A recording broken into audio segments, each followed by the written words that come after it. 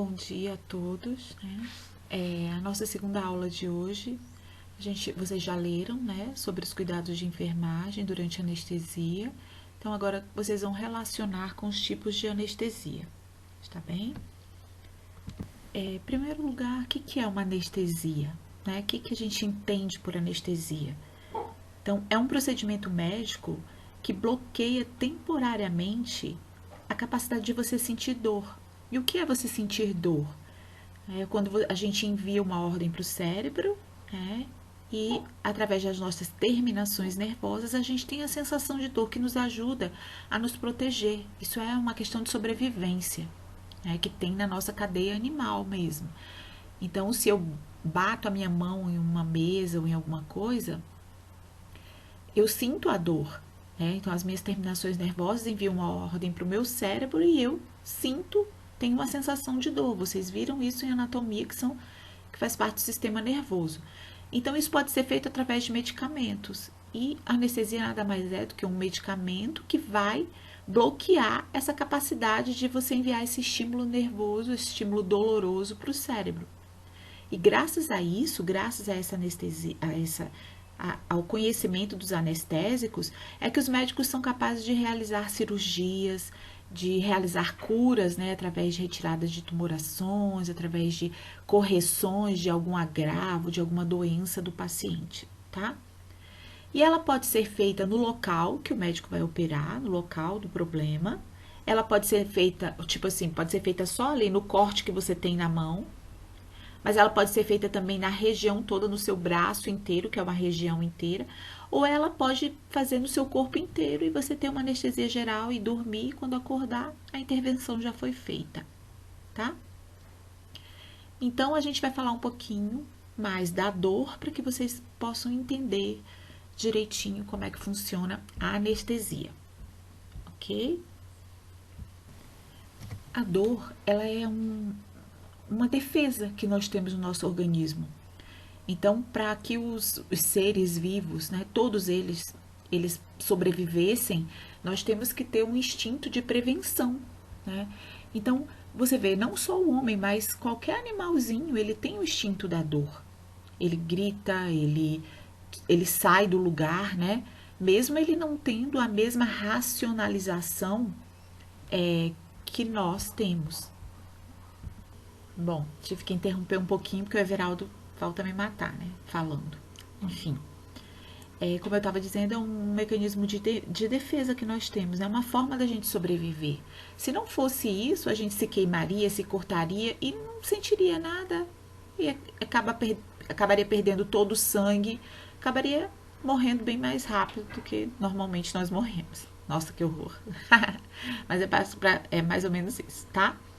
Então, ela é ativada toda vez que a gente sofre algum estresse no nosso corpo. Por exemplo, se você bate na quina de uma mesa e fica roxinho lá, você sente a dor no local. Ou uma injúria. Injúria é qualquer machucado, tá? Levando para o termo da saúde, tá? Então, para a gente poder sentir dor, é preciso que o nosso tecido, qualquer tecido do nosso corpo, ele seja lesionado, ele sofra alguma lesão, tá?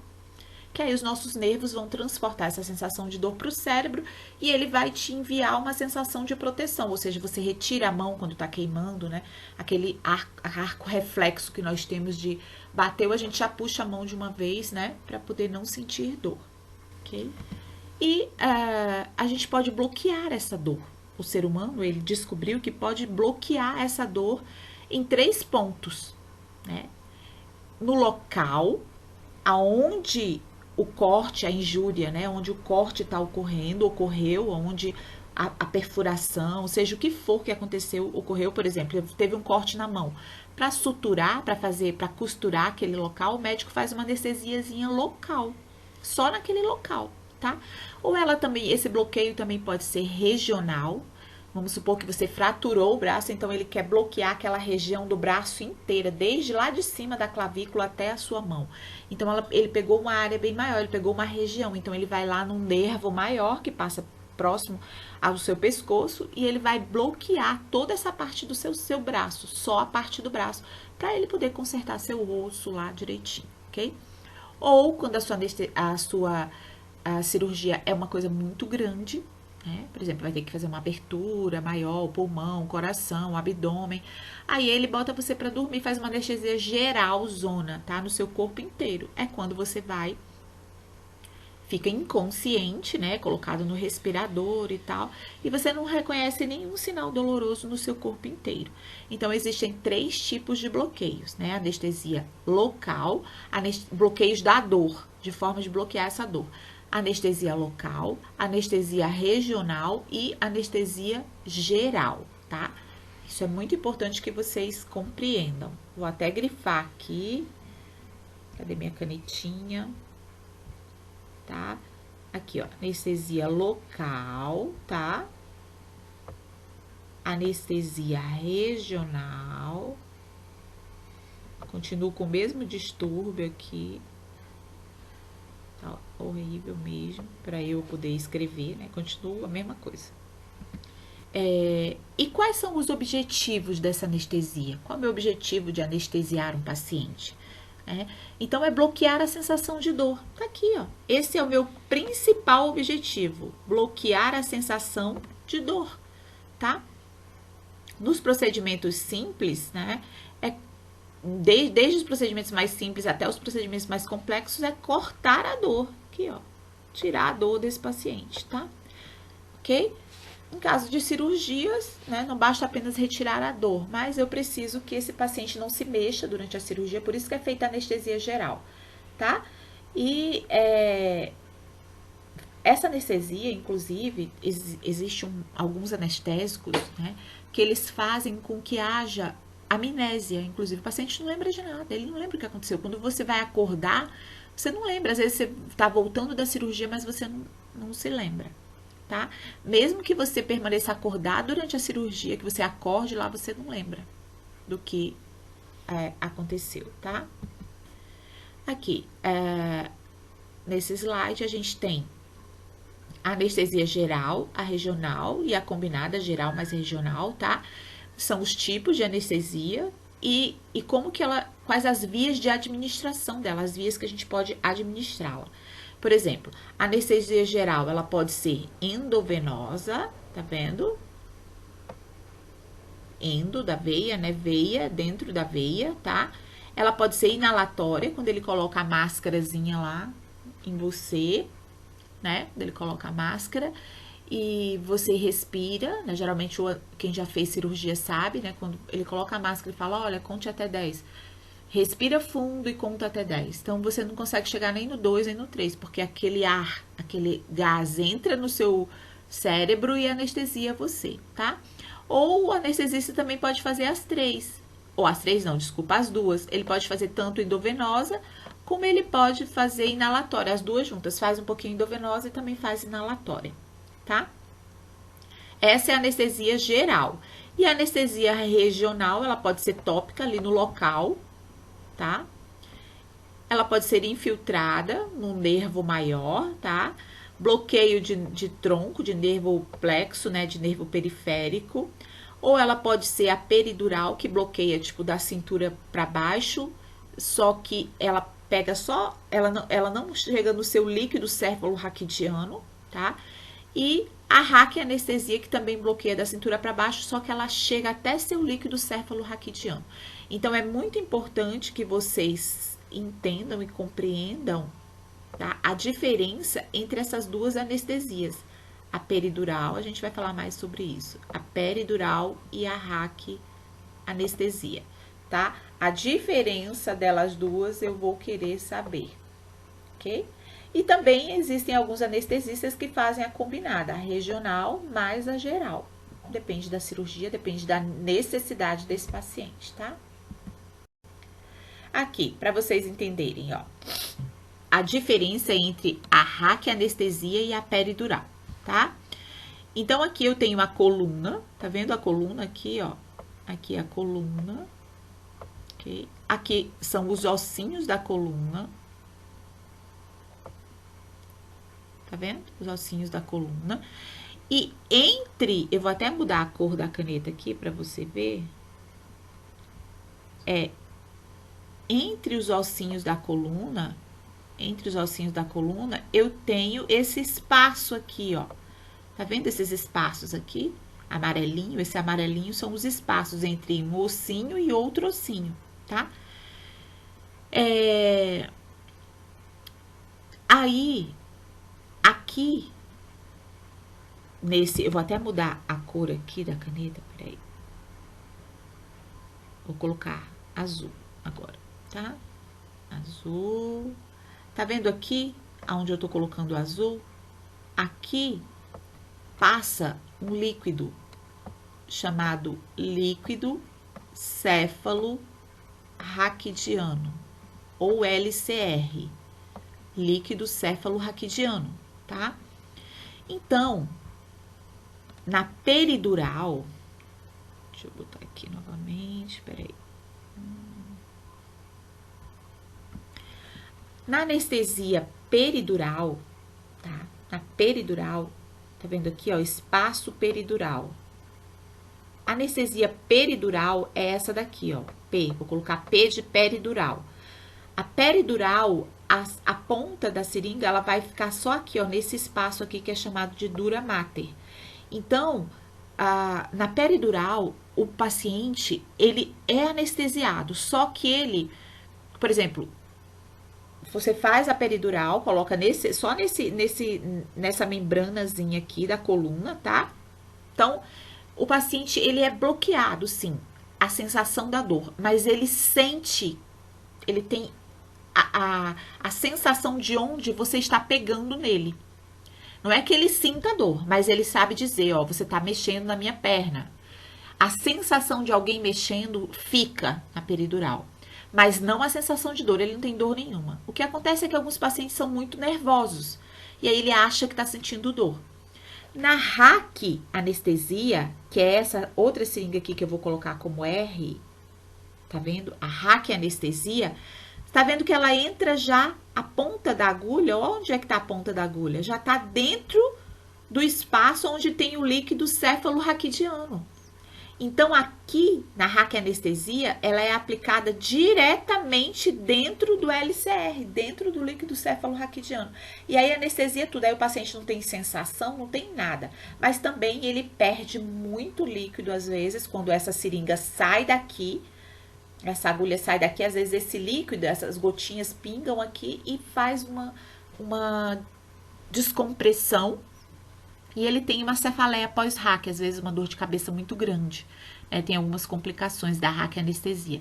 Mas existem as vantagens e as desvantagens. As vantagens são essas, é que ela anestesia geralzão, você não sente nada, né? O paciente fica tranquilo porque não tem sensação nenhuma. Mas pode ter algumas complicações pós-anestésicas. Já a peridural, você tem poucas complicações, mas em compensação, você tem aquela sensação de que alguém está mexendo em você. E aí, se o paciente for muito ansioso, o que é que vai acontecer com ele? Ele vai achar que está sentindo dor. E aí dá trabalho durante a cirurgia e tal. Por isso, os anestesistas preferem dar RAC. Mas a peridural é uma excelente anestesia para quem é uma pessoa tranquila, mais tranquila, né? Bom, é isso. É um tema bem interessante, a anestesia peridural e RAC. Então, se vocês tiverem interesse, é só me perguntar. Existem algumas complicações associadas à anestesia, tá? Então, aqui você vê causas de morte.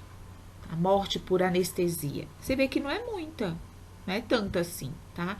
Ó, uma pessoa em cada 20 mil e 1 a 4 em cada 10 mil pessoas. Então, o índice de morte não é extraordinário, não, tá? Então, é uma coisa relativamente segura, tá? As causas mais frequentes dessa morte são falência circulatória, então, a pessoa faz uma hipovolemia, perde sangue, tá? E aí,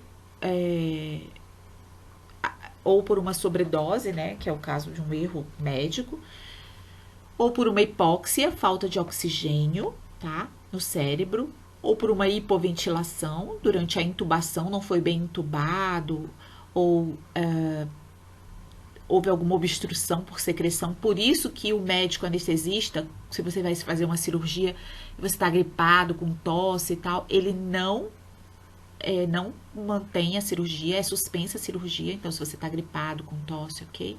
Se você tem alguma reação anafilática, ou seja, você tem uma reação ao anestésico, né? Você faz um choque alérgico, tá? Ou por um erro médico, que é a negligência humana, tá? Ou porque você fez uma parada cardiorrespiratória e a reanimação, infelizmente, não foi eficiente, tá? Ou porque nós, da enfermagem, ou mesmo a equipe médica, não observou o paciente no seu pós-operatório, no transoperatório adequadamente, nem os cuidados no pré-operatório, tá? Ou por inexperiência dos profissionais, tá? Ou por cuidados pós-operatórios insatisfatórios que não foram corretos, tá? Então, que isso é uma função da enfermagem. Por isso que a gente tem que ter um cuidado muito grande relacionado a esses pacientes no pós-operatório. Por isso, inclusive, que a gente começou nossa aula de hoje com os cuidados de enfermagem, que eu acho imprescindíveis na nossa prática profissional. Bom, gente, desculpa. Acabou que deu um problema aqui. Acho que eu cliquei em alguma coisa errada, enfim, tá? Qual é o percurso desse paciente? Em primeiro lugar, lá no pré-operatório é feita a indicação da cirurgia, né? Aí o anestesista faz a avaliação, né, pré-anestésica, para saber se esse paciente está bem, para saber se ele não tem tosse, para saber se ele vai orientar para ele para fazer o jejum, os medicamentos que ele toma, enfim, ele faz uma consulta anestésica, tá? Aí ele vai fazer lá durante o intraoperatório a anestesia nesse paciente e depois esse paciente deve ser cuidado, por isso que a sala se chama SRPA, Sala de Recuperação Pós-Anestésica, porque essas 2 primeiras horas após a anestesia são extremamente importantes para o paciente, ok? As fases da anestesia durante o intraoperatório, né? Então, tem 3 momentos da anestesia. Tem o momento da indução, tá? Que é o momento em que você coloca um agente ou uma medicação pré-anestésica. Aí tem o momento da manutenção, que o médico, o anestesista, mantém esse paciente. Ele tem que ficar fazendo uma droga de continuamente para poder manter esse paciente anestesiado até terminar a cirurgia. E tem o período de emergência, que é aquele período em que você tem que reverter a anestesia. Então, terminou a cirurgia, o médico vai dar medicamento para reverter, para tirar o paciente daquela anestesia, que é o momento em que ele vai ficar observando ele nas 2 primeiras horas lá na sala de operação. Tá? Na sala de operação, né, sala operatória, e depois vai para a SRPA. Então, é isso. Aí o paciente vai para... ele começa a reverter na sala de operação. E termina observando esse paciente 2 a 3 horas ainda na SRPA. Também vai depender do tipo de cirurgia, se for uma grande cirurgia, se for uma pequena cirurgia, ok? E aqui são os componentes básicos da anestesia, tá? Então, eu tenho aqui, ó. Deixa eu pegar minha canetinha de novo. Eu tenho aqui a anestesia geral, tá? Então, o que ela faz? Ela leva a um relaxamento muscular, ela leva a um bloqueio neurovegetativo, ou seja, a pessoa não sente nada, né? Para vocês entenderem, falando assim grosseiramente, fica um vegetal, né? Porque a pessoa tá lá inconsciente, não entende nada. Leva uma analgesia. Analgesia é retirar a dor, tá? Lá vai analfabeto escrevendo. Retirar a dor, bloquear a dor, tá? Leva também a uma amnésia, você não lembra de nada que aconteceu, é natural, né? E também leva a uma hipnose, é um tipo de hipnose, na verdade, funciona como se fosse um tipo de hipnose cerebral, tá? Essas são, mais ou menos o que acontece durante a anestesia geral. A anestesia geral é a mais completa de todas, mas em compensação, ela é a que requer mais cuidados, porque ela anestesia inclusive sua musculatura. Se você respira através da sua musculatura, tá? Então, o coração também é um músculo, né? Então, ao mesmo tempo, ele tem que fazer drogas para esse coração continuar batendo, e ele tem também que entubar você, colocar você no tubo para você respirar lá no ventilador, no respirador, tá? Então, toda anestesia geral, o paciente vai para o respirador. Toda anestesia geral, o paciente vai para o respirador. Anotem isso. Já na peridural, nas outras de bloqueios, não necessariamente. Você pode receber a peridural, a RAC ou um bloqueio. Os cuidados de enfermagem. A gente tem anestesia geral. Esse paciente tem que ser entubado, né? Tem que ser colocado um tubo nele. Então, você vai ajudar, auxiliar ali no momento o anestesista, vocês, né? Ou no momento da intubação, tá? Então, aqui, ó. Posicionar o paciente para intubação, geralmente ele tá deitadinho aqui embaixo dele, do pescoço, a gente coloca um coxinzinho para abrir as vias aéreas, tá? Protege os olhos desse paciente, por quê? Porque resseca 2, 3 horas de cirurgia ou mais até, então você protege, coloca uma gazezinha umedecida, tá? Cuidados com as orelhas desses pacientes, né, assim, para não... isso aqui diz respeito especialmente, não só às orelhas, né, mas toda essa parte do paciente por causa do bisturi elétrico. Evitar movimentos bruscos, oxigenar esse paciente através do ambu, tá? Evitar movimentos bruscos, por quê? Porque senão você vai acabar tirando o tubo desse paciente, tá? Ver se esse paciente está expandindo, o tórax dele está subindo e descendo. Fazer o controle da diurese desse paciente, ou seja, geralmente a gente vai passar uma sonda vesical nesse paciente. E aquecer ele. O paciente que vai fazer cirurgia de anestesia geral, ele tem muito frio. Tanto é que quando eles acordam, eles estão se tremendo tudo de frio, tá? Então, tem que ter muito cuidado com a temperatura do ar-condicionado nessa sala.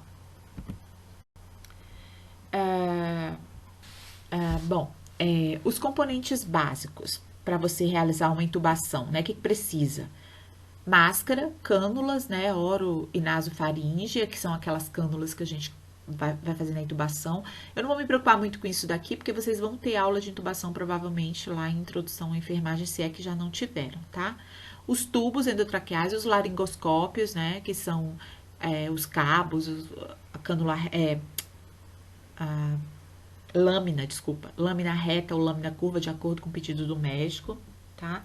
A sonda vesical de demora, SVD, tá vendo aqui, ó? SVD. SVD quer dizer sonda vesical de demora, tá? E você também vai monitorizar esse paciente através do oxímetro de pulso, ou de um capnógrafo, ou de um cardioscópio, de acordo com a solicitação médica, tá? Então, aqui, ó, que é o cabo do laringoscópio, aquelas cânulas que eu falei para vocês, tem umas que são curvas, tem outras que são retas. Aqui, o tubo orotraqueal, tá vendo? Com o cuffzinho que enche. Aqui é o ambu e a máscara, esse pretinho, aqui é a máscara, ó, que você vai colocar no paciente, tá? São materiais que você vai deixar ali à disposição, porque a nossa função é essa também, né? Deixa o material à disposição para que o médico realize o procedimento. Aqui é o carrinho de anestesia. Esse carrinho aqui, ó, tá vendo? Esse carrinho aqui todo. Quem mexe é o anestesista. A gente auxilia ele. Então, aqui o anestesista tem todos os gases, ó, esse verde, esse amarelo, né? Então, aqui ele tem a baraca, tá? Que é o sistema respiratório. Aqui ele tem essa B aqui, ó, de baracazinha. Esse aqui é um monitor, tá vendo? Para ele ver todas as funções do paciente, tá? Então, aqui do lado tem escrito, ó, ele tem gases, tá? Tem ventilador mecânico acoplado, tá? Então, aqui o anestesista tem todas as medicações, aqui, ó, também tem um carrinho de emergência, tá vendo aqui? Então, aqui ele mexe com tudo para poder sedar esse paciente e também para tirar ele dessa anestesia, tá? A finalidade desse carrinho de anestesia é que ele consegue fazer uma mistura de gases legal, consegue controlar a questão do CO2 e do oxigênio nesse paciente e consegue realizar todas as suas atividades necessárias para fazer a anestesia nesse paciente. A limpeza desses carrinhos de anestesia geralmente são feitas por nós, né, que somos da enfermagem, ou mesmo pelo pessoal da anestesia. Tá? Não fica sob a responsabilidade do pessoal da limpeza geral que limpa piso, essas coisas não, tá? Porque é uma coisa bem específica. Então, a gente faz a limpeza, a desinfecção, esteriliza o que precisa esterilizar, tá? e eles têm uma cal soldada, tá? Aqui na parte de trás deles tem uma cal soldada. Então a gente também troca, tá? Quando há necessidade. Os anestésicos inalatórios são os gases, né? É o óxido nitroso, e são alguns líquidos voláteis, como o alotano, algumas medicações que são em forma de gases, que é o alotano, o sevoflurano, o isoflurano, tá? Então, eles são usados na anestesia geral inalatória, ok? Eles levam a uma inconsciência, tá? E assim que esse anestésico chega no cérebro, o paciente fica inconsciente, tá? E existem uma siglazinha chamada CAN, que diz respeito a o que significa CAN? É a quantidade do vapor que está dentro dos pulmões. Então, através do carrinho da anestesia, né, e do tubo, o anestesista ele vai ver quanto de vapor, quanto dessas medicações, desse alotano e tal, tem dentro do pulmão, e se isso está anestesiando o paciente, legal. Se precisa colocar mais ou se precisa retirar, tá? Então, o anestesista tem todo o controle. Aqui a máscarazinha, tá vendo?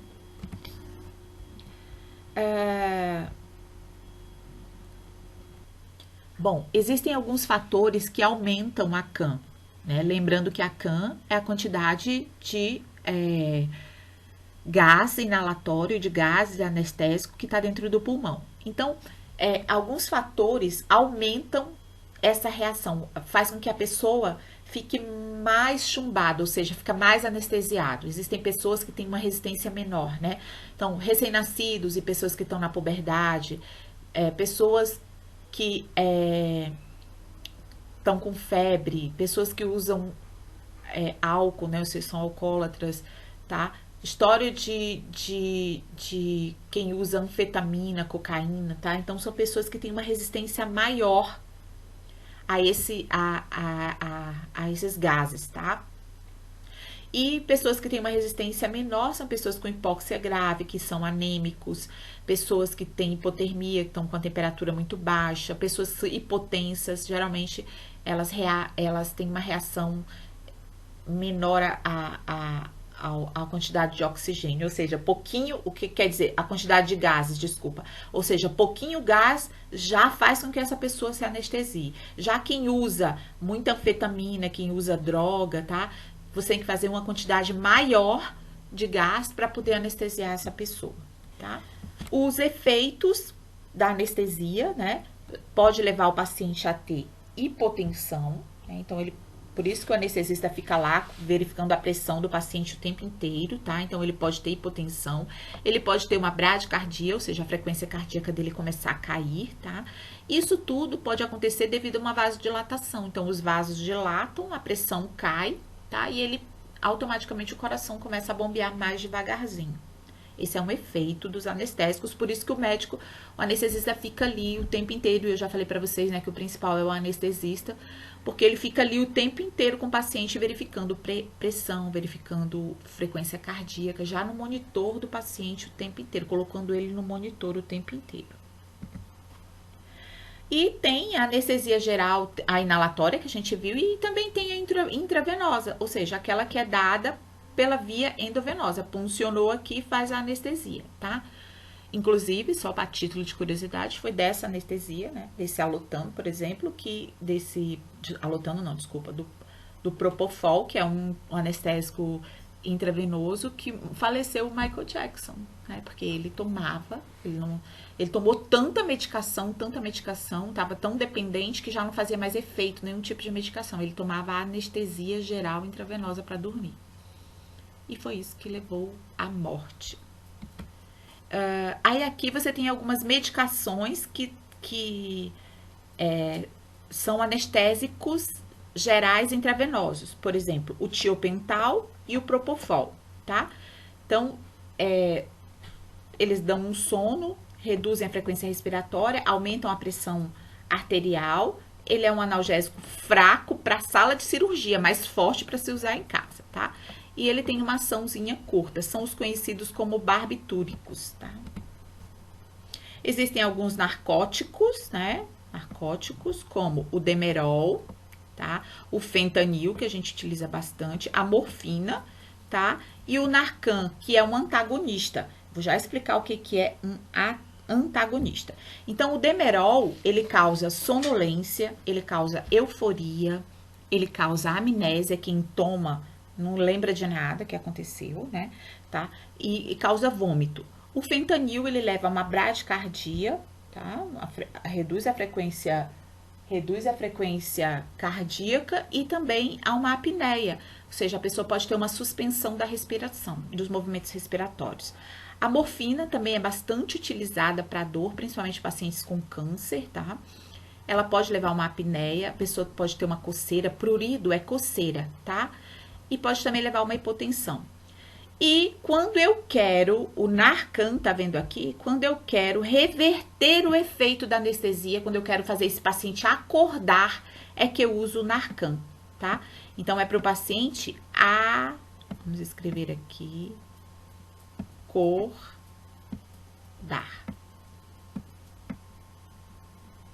Então, é para o paciente acordar, tá? Então, por isso que ele é chamado de antagonista. Antagonista é o contrário. Enquanto todos esses medicamentos fazem o paciente dormir, o Narcan é o medicamento antagonista que faz o paciente acordar. Entenderam?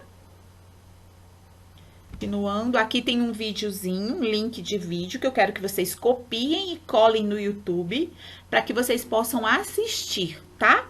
Quero muito que vocês lembrem de fazer isso. Copia o link do YouTube, joga lá no YouTube, copia esse link aqui desse slide, joga no YouTube para que vocês assistam esse vídeo. Eu quero comentários sobre esse vídeo também no resumo, hein? E aí, agora a gente vai falamos da anestesia geral, agora a gente vai falar sobre a anestesia regional, aquela que é dada na região, lembra? Do braço, que era anestesiar o braço inteiro, então você faz um bloqueio de tronco, né? Que até a Giovana me perguntou agorinha há pouco no WhatsApp. Então, você faz um bloqueio de tronco, de plexo, tá? E aí você consegue bloquear uma região inteira. Os tipos, as modalidades, né, de anestesia regional. Tem as tópicas, que é feita nas mucosas, tem os bloqueios de nervos, né? Tem a peridural e tem a intratecal ou raquianestesia, ok? Então, essas são as modalidades, tá? E as principais, a gente vai falar delas, que é a raquidiana e a peridural, tá? Então, a anestesia raquidiana, lembra que eu falei? A raque é aquela que a gente chega até o líquido céfalo-raquidiano, o LCR, tá? Então, ela é injetada no espaço subaracnoide, se mistura com o líquido céfalo-raquidiano, que é conhecido também como líquor, tá? Então, ocorre o bloqueio das raízes nervosas, mas isso é reversível, tá? Então, o posicionamento do paciente é esse, tá vendo? Então, ele chega no quinto espaço, tá? E aí, aqui, ó. Tá mais ou menos aqui, nesse quinto espaço. Quer ver, ó? Isso mesmo, mais ou menos aqui, ó. Por esse espaço aqui, tá vendo?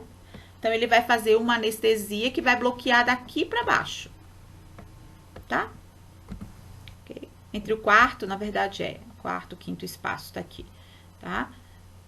L1, L2, L3, L4, tá vendo aqui, ó? Então, ele vai mais ou menos entre L4 e L5, ele pode fazer essa anestesia, tá vendo? Quem faz isso? O anestesista. Tá vendo aqui, ó? A agulha, ela vai até dentro do líquido céfalo-raquidiano. Se fosse a peridural, ia parar aqui, tá? A peridural ia parar nesse risquinho aqui, tá? A gente vai ver a peridural daqui a pouquinho. Ó. Como é que ele sabe que a anestesia raquidiana pode ser aplicada? Quando começa a gotejar, aqui, ó, tá vendo a gotinha do líquido? Saiu o líquido aqui da coluna, então o paciente, o médico sabe que tá na coluna certinho, né? Lá no líquido céfalo-raquidiano, então ele já pode administrar anestesia aí que tá tudo certo. Ó, tá vendo? Gotejando o líquor. Quando goteja, o anestesista sabe que tá no lugar certo, tá? E aí, ele vai fazer a medicação. Quais são as medicações feitas na raquidiana? Alguns fármacos, alguns medicamentos, como a bupivacaína, a lidocaína, a procaína, a mepivacaína, tá? E ele também pode associar, colocar outras medicações junto com essa para aumentar esse bloqueio, como a epinefrina, a fenilefrina e os opioides. Vai depender de quem isso aí? Do anestesista. Não somos nós quem fazemos, é o anestesista. O máximo que a gente pode fazer é ajudar ele na diluição, tá? Então, o roteirozinho da anestesia raquidiana, você introduz o anestésico no local, lá onde está o líquido cefalorraquidiano, ocorre uma dilatação dos vasos cutâneos, né? Uma sensação de calor pelo paciente, tá? Bloqueio das fibras também de temperatura fria, aí vai perder a sensação de calor, né? Ele não vai saber se está sentindo calor ou frio, depois ele vai perder a sensação de dor, tá? Tanto lenta quanto rápida, depois ele vai perder a sensação de tátil, aquela sensação de saber onde estão tocando em você, até chegar à paralisia e a perda completa da sensação profunda. Músculos, tendões, articulações, não sente mais nada. Então, é uma crescente, ele vai perdendo as sensações até que ele não sente absolutamente nada. E existem algumas complicações, tá? Que é, por exemplo, a cefaleia pós-RAC. Bom, existem algumas complicações, né, relacionadas à RAC e anestesia, que uma delas mais comuns que a gente vê bastante é a cefaleia pós-RAC, porque perde líquido na hora da punção, aquele líquidozinho gotejamento que ela perdeu e que ele sabe que tá lá no local para fazer a RAC, aquilo ali reduz a pressão e dá uma dor de cabeça incrível nos pacientes e eles gritam de dor, tá? Então é uma complicação bastante comum. Claro que tem pacientes que não acontece, que a perda de líquido é muito pouca, mas quando perde bastante, o paciente grita, berra de dor. E quais são as características clínicas dessa cefaleia pós-RAC? Quais são as manifestações clínicas, né? Então, ele tem um início variável, tá? Variável por quê? Porque depende de paciente para paciente, tá? Aí o paciente sente dor na cabeça, pescoço, nos ombros, é tão intensa que irradia, tá? Ela pode ser pouquinha, como ela pode ser incapacitante. Então, de uma escala de 0 a 10, ela pode ser 2 ou ela pode ser 10, tá? De tanta dor. E ela é agravada se o paciente ficar em pé. Posição ortostática quer dizer paciente... Escrever aqui... me sinto um analfabeto escrevendo aqui. Paciente em pé. Por isso que a gente pede para o paciente ficar deitadinho, umas 6 horas depois da anestesia raquidiana, sem se mexer, sem travesseiro, sem nada, para ver se o paciente não tem essa dor, tá? Porque se ele ficar de pé, aí é que dói mesmo, tá? E ela desaparece em decúbito dorsal, quando o paciente está deitado. E ele pode, além da dor, o paciente ter outros sintomas associados, juntos com essa dor. Ele pode ter náusea, anorexia, né? Ou seja, não se alimenta, pode ser, não tem fome, né? Pode ter fotofobia, ou seja, fobia da luz, não aguenta a luz, tá? Pode ter zumbido na audição, tá? E pode entrar em depressão, claro que pode. Isso aqui são algumas características clínicas da cefaleia pós-RAC, tá? O tratamento, né, que a gente pode estar auxiliando e orientando é repouso, analgésicos, hidratar esse paciente bastante. Então, geralmente o médico, numa cefaleia pós-RAC, ele vai mandar você fazer soro nesse paciente para repor essa volemia, tá? Também vai fazer cafeína via oral ou intravenosa, tá? Para regular essa pressão. Já aí saímos da anestesia RAC, agora a gente está na anestesia peridural. Tá? Então, a peridural é aquela que dá no espaço epidural. Ele não chega até o líquido cefalorraquidiano, ele para antes, tá? Fica lá na dura mater, ok? Nessa posiçãozinha, nessa membranazinha da coluna. Atinge as raízes nervosas e a medula espinhal, ok? Mas não atinge do cefalorraquidiano, tá vendo? Aqui é a medula espinhal e aqui o espaço peridural, que é o azulzinho aqui, ó. Tá vendo esse azulzinho aqui, ó? É o espaço peridural. Tá? Então, aqui, quando o médico punciona, não sai líquido. Por que que não sai líquido? Porque ele não entra lá no líquido. Se ele entrar no líquido, aí a anestesia vai ser RAC e não peridural. Tá bom? Olha aqui ela aqui, dá pra ver bem direitinho aqui, ó. Ó o anestésico sendo feito aqui, tá vendo? Aqui, ó, bem aqui, ó, anestésicozinho sendo feito nesse espaçozinho aqui, ó. Dá pra você ver, não pegou o líquido cefalorraquidiano, tá? Ó, aqui novamente, ó. Que esse de baixo aqui, ó. Vendo? Tá? Aqui tá o líquido, aqui tá, vou até escrever L, C, R. Tá vendo que ela não pega o LCR, ela é feita antes do líquido cefalorraquidiano. É aquela anestesia que o paciente tem a sensação, mas ele não tem a dor. Então, quem vai escolher isso? Vai depender do procedimento, tá? Se o anestesista, se o médico achar que é um paciente tranquilo, que pode receber a peridural, tranquilo, sem problemas, tá? Aqui, ó. A anestesia peridural, ela pode ser feita em qualquer nível. Pode bloquear do pescoço para baixo, pode bloquear do seio para baixo, então pode bloquear daqui, ó, da coluna para baixo, tá? Então, é uma anestesia excelente que pode ser feita em qualquer lugar da coluna. Essa é uma diferença muito legal em relação à raquianestesia. Mais uma vez, só explicando para vocês, ó, a medula espinhal, tá? Então, não entra aqui no fluido espinhal a raquianestesia, tá? Esse aqui é o espaço peridural. Espaço peridural é o espaço onde é administrado o catéterzinho aqui para fazer a epidural. A peridural, desculpa. Quais são as vantagens da peridural? É óbvio, já que eu não perco o líquido cefalorraquidiano, eu não tenho cefaleia pós-raque, tá? Os bloqueios você pode fazer em qualquer lugar, tá? Você pode utilizar um catéter e deixar ele lá na paciente, tá? As desvantagens, ele tem um maior tempo de latência, o paciente fica com a falta de sensação, ela dura um pouco mais, né, por mais tempo do que a raque, tá? Uma menor intensidade do bloqueio, aquilo que eu falei para vocês, o paciente não sente dor, mas ele sente uma sensação de que sabe onde as pessoas estão mexendo nele, tá? E ela tem também uma maior possibilidade de toxicidade. Por quê? Porque eu preciso utilizar mais volume para poder chegar aonde a raque chega, né? A anestesiar esse paciente. E aí, como você utiliza muita medicação, esse paciente pode desenvolver uma toxicidade, ok? E também, é óbvio, ela precisa que esse anestesista tenha uma habilidade maior, porque na raquianestesia é muito fácil. Se sair líquor, você sabe o que você pode fazer. E na epidural, que você tem que imaginar que você está no lugar certo, né?